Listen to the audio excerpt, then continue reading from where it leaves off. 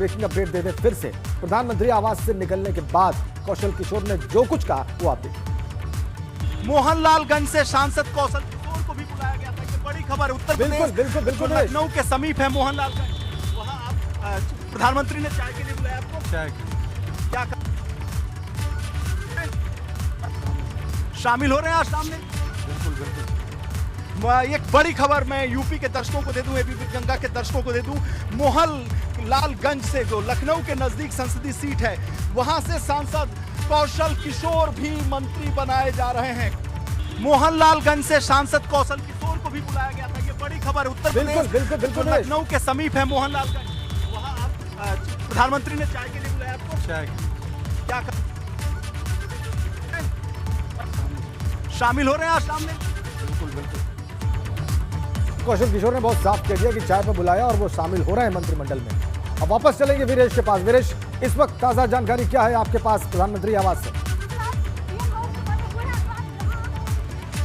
देखिए, प्रधानमंत्री आवास से आप देख रहे हो कि अफरा तफरी का माहौल है, क्योंकि एक एक एमपी निकल रहे हैं। किसी के काले शीशे लगे हुए, देखिए पुलिस के लोग हमें हटाने की कोशिश कर रहे हैं। इनकी मजबूरी है क्योंकि ट्रैफिक जाम हो चुका है। प्रधानमंत्री आवास के बाहर की ये सड़क है, पुलिस लगातार खुलवाने की कोशिश कर रही है। मीडिया के लोग इस सड़क पर अपने कैमरे में कैद करना चाहते हैं कि आखिर मोदी मंत्रिमंडल में कौन कौन शामिल हो रहे हैं। यही वजह है कि सीआरपी के जवानों को भी प्रधानमंत्री आवास के बाहर बुला लिया गया है और एक और एमपी की गाड़ी निकल रही है, लेकिन किसी पर काले शीशे लगे हैं, किसी उसे ढकने की कोशिश। तो बीएल संतोष की गाड़ी जा रही है, मैं दिखाना चाहूंगा। बीएल संतोष निकल चुके हैं, राष्ट्रीय महासचिव संगठन बीएल संतोष भी निकल चुके हैं। यानी राष्ट्रीय नेताओं में सबसे पहले निकलने वाले थे नितिन गडकरी, उसके बाद से राजनाथ सिंह, उसके बाद से अमित शाह, उसके बाद से जेपी नड्डा और एक नेता बीएल संतोष बचे हुए थे। बीएल संतोष भी निकल चुके हैं प्रधानमंत्री आवास से।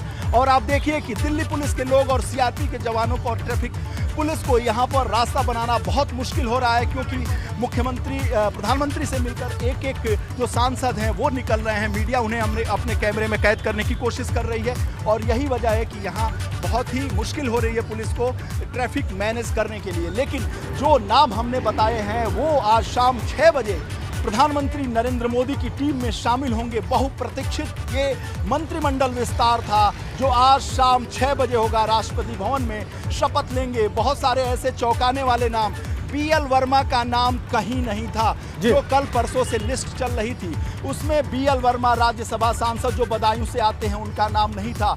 जुगल किशोर का जो मोहनलालगंज से लोकसभा सांसद हैं उनका नाम नहीं था। एबीपी गंगा ने अपने कैमरे में कैद किया बीएल वर्मा को और साथ ही साथ जुगल किशोर को, इन लोगों को कैमरे में कैद किया। दर्शकों को बताया, लाख छुप कर जाने की कोशिश ये नेता कर रहे थे, सांसद कर रहे थे। लेकिन एबीपी गंगा के दर्शकों की उत्सुकता को शांत करने के लिए एबीपी गंगा के दो लोग यहाँ मौजूद हैं प्रधानमंत्री आवास पर। मैं खुद मौजूद हूँ और ये कोशिश मेरी है, मेरे कैमरामैन, मेरे छायाकार की कोशिश है कि कैमरे में कैद कर लिया जाए हर उस शख्स को, हर उस एमपी को, हर उस सांसद को जो प्रधानमंत्री के साथ आज चाय पीने गया था। क्योंकि जो सामान्य चाय पार्टी नहीं थी, केवल चाय के लिए प्रधानमंत्री नहीं बुलाया था। ये संभावित केंद्रीय मंत्री हैं जो आज शाम नरेंद्र मोदी की कैबिनेट में शामिल होंगे, इसलिए उनकी चाय पार्टी का प्रधानमंत्री के साथ इस बैठक का, मीटिंग का बहुत महत्व है। उन्हीं लोगों को इस चाय पार्टी में बुलाया गया जो आज 6 बजे शपथ ग्रहण करेंगे। राजेंद्र, बिल्कुल, उन्हीं लोगों को चाय पे बुलाया गया है जिनको शाम को 6 बजे शपथ ग्रहण करनी है। और बेशक कौशल किशोर का नाम किसी चर्चा में नहीं था, इसमें कोई दो राय नहीं है वीरेश। और उन्होंने आपके सामने, एबीपी गंगा के कैमरे के सामने, हमारे माइक के सामने बहुत साफ कह दिया कि न सिर्फ उन्होंने चाय पी बल्कि शाम को वो मंत्रिमंडल में शामिल भी हो रहे हैं। इतनी साफ गोई से किसी भी सांसद ने इस तरह की घोषणा नहीं की वीरेश, जैसे कि कौशल किशोर ने की है। तो एक बात आपसे जरूर जानना चाहेंगे वीरेश, उत्तराखंड और उत्तर प्रदेश से 2 वरिष्ठ सांसदों ने इस्तीफा दिया है मंत्री पद से, रमेश पोखरियाल निशंक और संतोष गंगवार। एक केंद्रीय श्रम मंत्री और दूसरे केंद्रीय शिक्षा मंत्री। ये दोनों ही बहुत ही महत्वपूर्ण मंत्रालय हैं, खासकर केंद्रीय शिक्षा मंत्री। ये 2 स्थान उत्तर प्रदेश और उत्तराखंड से रिक्त हुए हैं। क्या आपके पास कोई जानकारी मिल रही है कि किस प्रकार, क्या ये जो 5 नाम हैं, क्या सबको कैबिनेट मंत्री बनाया जाएगा या राज्य मंत्री का प्रभार होगा? कोई सूचना, कोई इंटीमेशन आपके पास वीरेश? देखिए, संतोष गंगवार की जगह पर कैबिनेट मंत्री बनाया जाएगा, उत्तर प्रदेश से ही बनाया जाएगा। पिछड़े समुदाय से आते हैं संतोष गंगवार, कुर्मी नेता हैं, बड़े कुर्मी नेता हैं। अटल जी की सरकार में भी मंत्री थे, मोदी जी की पहली कैबिनेट के भी साथी थे, इस कैबिनेट में भी साथी थे। ये एक चौंकाने वाला है संतोष गंगवार का इस्तीफा। हालांकि वो आधे दर्जन से ज़्यादा बार सांसद रह चुके हैं, वो मुख्यमंत्री के कैंडिडेट थे उत्तर प्रदेश में, लेकिन उन्हें ड्रॉप किया गया। बहुत ज़्यादा वो बदनाम भी नहीं थे, बहुत ज़्यादा उनके ऊपर कोई इस तरह की बातें भी नहीं थी कि संतोष गंगवार को हटाया जाएगा। लेकिन ये मोदी और अमित शाह की जोड़ी है, भारतीय जनता पार्टी में अप्रत्याशित फैसले लेने के लिए जानी जाती है। मोदी और अमित शाह की जोड़ी जो फैसला ले लेती है उसे कोई नहीं जानता, केवल ये दो शख्स जानते हैं। यही वजह है कि पार्टी के अंदर बड़े राष्ट्रीय महासचिव, बड़े पदों पर बैठे हुए व्यक्ति भी अनभिज्ञ रहते हैं कि आखिर किन्हें हटाया गया, किन्हें लगाया गया, किन्हें जोड़ा गया। एबीपी गंगा ने सबसे पहले दर्शकों को ये बताया था कि मोदी मंत्रिमंडल में केवल लोग शामिल ही नहीं होंगे, बल्कि मोदी मंत्रिमंडल से कुछ लोगों की छटनी भी की जाएगी, उन्हें हटाया जाएगा। तो आज दो बड़े नाम, रमेश पोखरियाल निशंक और संतोष गंगवार, जो अपने अपने प्रदेश के बड़े नेता माने जाते हैं। रमेश पोखरियाल निशंक उत्तराखंड के मुख्यमंत्री रह चुके हैं, मानव संसाधन मंत्री जैसा उनके पास मंत्रालय था, और संतोष गंगवार भारी भरकम मंत्रालय के साथ थे। बड़े वरिष्ठ नेता हैं भारतीय जनता पार्टी के उत्तर प्रदेश के। ये दो विकेट गिरेंगे इसका अंदाजा किसी को नहीं था, लेकिन एबीपी गंगा ने दर्शकों को बताया था कि मोदी मंत्रिमंडल से कुछ लोगों की छटनी होगी, छुट्टी होगी और कोई बहुत सारे लोग शामिल होंगे। लेकिन एक और चौंकाने वाला नाम मैं आपको बताऊं, राष्ट्रीय परिप्रेक्ष्य में बहुत सारे नाम चल रहे थे जो सच भी साबित हुए थे। जिस तरीके से जुगल किशोर बचकर भाग रहे थे, उसी तरीके से राजीव चंद्रशेखर, जो राज्यसभा में निर्दलीय सांसद हैं, भारतीय जनता पार्टी से संबंधित है, भारतीय जनता पार्टी की विचारधारा से वो संबद्ध रखते हैं, वो भी चाय पीने आए थे। निश्चित रूप से राजीव चंद्रशेखर भी भारतीय जनता पार्टी। आपको रोक रहे हैं, एक बड़ी खबर आ रही है वीरेश, एक बहुत बड़ी अपडेट। केंद्रीय उर्वरक और रसायन मंत्री सदानंद गौड़ा ने इस्तीफा दे दिया है। एक और स्थान खाली, एक और बड़ा चेहरा, चर्चित चेहरा, वो इस्तीफा दे सकते हैं। क्षमा करें, अभी संभावना प्रचंड है, अभी ये स्पष्ट नहीं है। सूत्रों के हवाले से बड़ी खबर आ रही है कि वो भी इस्तीफा दे सकते हैं। सदानंद गौड़ा भी त्यागपत्र दे सकते हैं। अभी फिलहाल उनके पास केंद्रीय उर्वरक और रसायन मंत्रालय है। वापस चलते हैं वीरेश के पास। वीरेश, त्याग पत्र देने का सिलसिला जारी है। एक और नाम सामने आ रहा है जो इस्तीफा दे सकते हैं, सदानंद गौड़ा। देखिए, कर्नाटक से सदानंद गौड़ा भी इस्तीफा दे सकते हैं, ऐसी भी खबर आ रही है। सदानंद गौड़ा बड़े नेता हैं कर्नाटक के, और साथ ही साथ मैं आपको बताऊं कि सदानंद गौड़ा की जो छवि है, सदानंद गौड़ा ने काम करने की कोशिश की, लेकिन अनंत कुमार की जो जगह है उसे सदानंद गौड़ा भर नहीं पाए। बहुत समय से विवादित रहे, बहुत शिथिल मंत्री, मोदी मंत्रिमंडल के बहुत शिथिल मंत्री, बहुत स्लो मंत्री, कार्यशैली उनकी बहुत ही कह सकते हैं कि प्रभावी नहीं है। बहुत दिनों से ये टारगेट पे थे, लेकिन कोई विकल्प नहीं था। अगर जो हम कहें लिंगायत वोक्कालिगा दो कम्युनिटी है, उसे साधने की कोशिश हमेशा से किया जाता है कर्नाटक की जातीय राजनीति में, लिंगायत और वोक्कालिगा।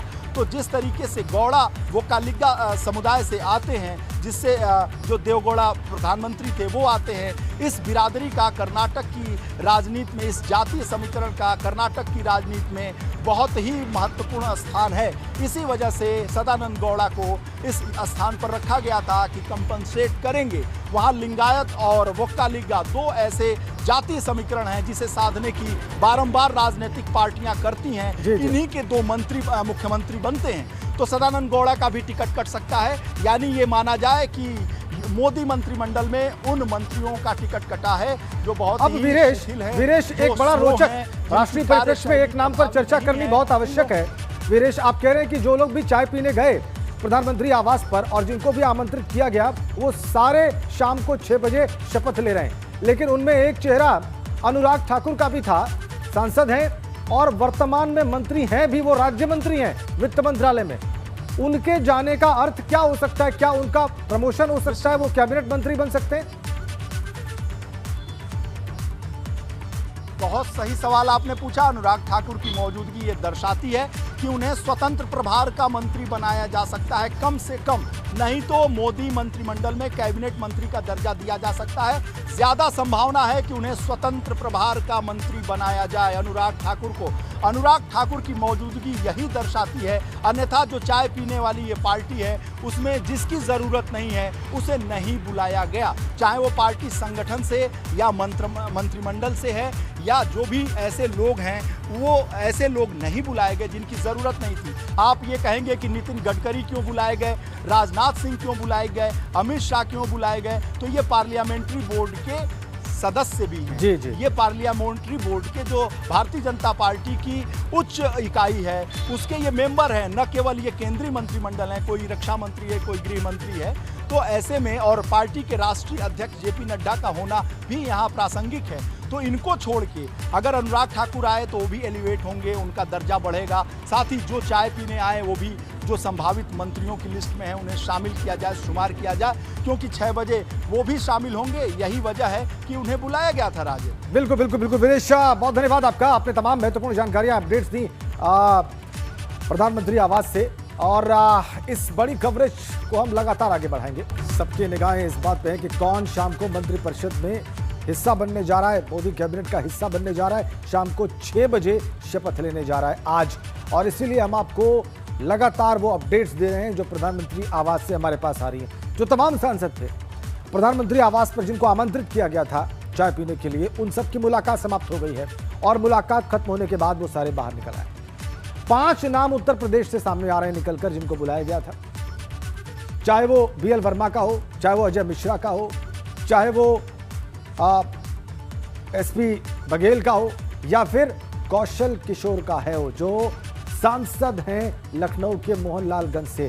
उन्होंने तो बहुत साफ कह दिया एबीपी गंगा से, एबीपी गंगा के कैमरे पर, कि आज शाम को 6 बजे वो शपथ लेने जा रहे हैं। तो 5 मंत्री जो है वो उत्तर प्रदेश से बनने जा रहे हैं। मिर्जापुर से अपना दल की सांसद अनुप्रिया पटेल, मोहनलालगंज के सांसद कौशल किशोर, लखीमपुर खीरी सांसद अजय मिश्र टेनी, आगरा से सांसद एसपी बघेल, और इसके अलावा राज्यसभा सांसद बीएल वर्मा, कल्याण सिंह के करीबी, ये भी नई टीम का हिस्सा बनने जा रहे हैं। नैनीताल सांसद, उत्तराखंड की बात करें, नैनीताल सांसद अजय भट्ट, और बड़ी आपको बात बता दें कि शिक्षा मंत्री रमेश पोखरियाल निशंक ने इस्तीफा दे दिया है, संतोष गंगवार ने इस्तीफा दे दिया। ये 2 बड़े नाम है उत्तर प्रदेश और उत्तराखंड से।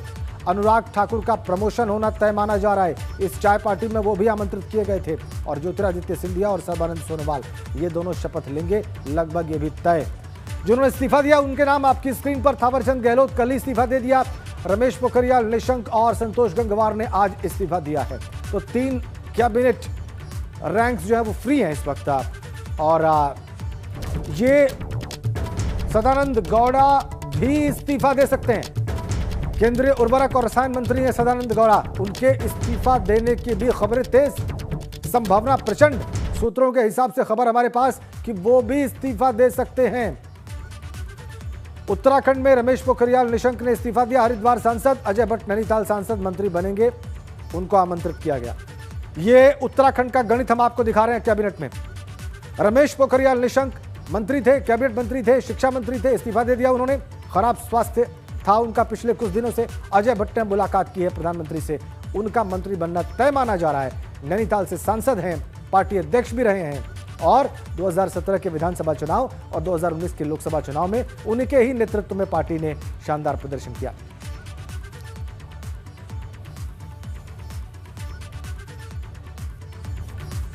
तो ये वो चेहरे हैं जिन पर लगातार हमारी निगाहें हैं और जिनके बारे में ये लगभग तय माना जा रहा है कि आज शाम को 6 बजे वो शपथ ग्रहण करने जा रहे हैं और मंत्रिपरिषद का, केंद्रीय मंत्रिपरिषद का हिस्सा बनने जा रहे हैं। बड़ी खबर है, गोंडा से ब्लॉक प्रमुख चुनाव में नामांकन की प्रक्रिया के दौरान बवाल हो गया है। उपद्रवियों ने जमकर बवाल काटा है। पूर्व विधायक बैजनाथ दुबे की गाड़ी इन्होंने तोड़ डाली है। पुलिस ने उपद्रवियों को खदेड़ा है, दौड़ाया है। उपद्रवियों को भगाने के लिए पुलिस को हवाई फायरिंग करनी पड़ी। ब्लॉक परिसर में आधे घंटे तक ये हंगामा चला है और एहतियातन कई थानों की फोर्स वहां पर भेजी गई। तो गोंडा से बड़ी खबर, बड़ा अपडेट, बवाल की तस्वीरें आप देख रहे हैं। जबरदस्त हंगामा किया है यहां पर। विधायक बैजनाथ दुबे की गाड़ी पर पत्थर फेंके हैं, तोड़फोड़ की है, और ये देखिए उपद्रवियों को भगाने के लिए हवाई फायरिंग भी करनी पड़ी है पुलिस को गोंडा में। ब्लॉक प्रमुख चुनाव में नामांकन की प्रक्रिया के दौरान हुआ हंगामा और उसकी तस्वीर एक्सक्लूसिवली आपकी स्क्रीन पर गोंडा से। जबरदस्त हंगामा आप देखिए। आर्म पुलिस वहां पर पहुंची और उसने हवाई फायरिंग भी की ताकि उपद्रवियों को भगाया जा सके। इतना जमकर बवाल किया इन उपद्रवियों ने कि पुलिस को हवाई फायरिंग करनी पड़ी उन्हें भगाने के लिए। दौड़ाया है पुलिस ने उपद्रवियों को भगाने के लिए, पुलिस को हवाई फायरिंग भी करनी पड़ी। ब्लॉक प्रमुख चुनाव में नामांकन की प्रक्रिया के दौरान बवाल। ये देखिए कैसे गाड़ी पर पथराव किया है, गाड़ी में तोड़फोड़ की है। विधायक बैजनाथ दुबे की, पूर्व विधायक बैजनाथ दुबे की गाड़ी तोड़ी है उपद्रवियों ने।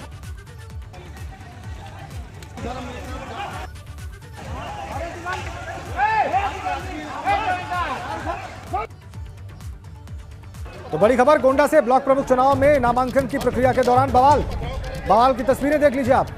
पुलिस को कैसे दौड़ाना पड़ा, कैसे भगाना पड़ा इन उपद्रवियों को, कितनी सख्ती दिखानी पड़ी, कैसे हवाई फायरिंग करनी पड़ी, इसकी तस्वीरें आप देख रहे हैं। गोंडा से हमारे पास कई थानों की पुलिस फोर्स मौके पर मौजूद है। पूर्व विधायक बैजनाथ दुबे की गाड़ी को तोड़ डाला है इन उपद्रवियों ने और इनको भगाने के लिए पुलिस को हवाई फायरिंग करनी पड़ी। जबरदस्त बवाल गोंडा में।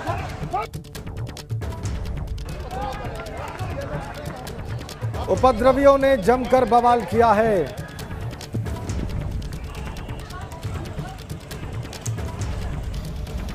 उपद्रवियों को भगाने के लिए देखिए गाड़ी कैसे तोड़ी उन्होंने पूर्व विधायक की। तस्वीर देख लीजिए आप। यह वाहन पूर्व विधायक बैजनाथ दुबे का, जिसको तोड़ डाला उपद्रवियों ने। और देखिए पुलिस कैसे उन्हें भगाने की कोशिश कर रही है। पुलिस को भी जवाब में पत्थर चलाने पड़े, ये भी आप देख सकते हैं। इन उपद्रवियों को भगाने के लिए, खदेड़ने के लिए जबरदस्त हिंसा की तांडव किया, बवाल काटा इन उपद्रवियों ने गोंडा में। पूर्व विधायक बैजनाथ दुबे की गाड़ी भी तोड़ डाली इन उपद्रवियों ने। तो ब्लॉक प्रमुख चुनाव में नामांकन की प्रक्रिया के दौरान बवाल।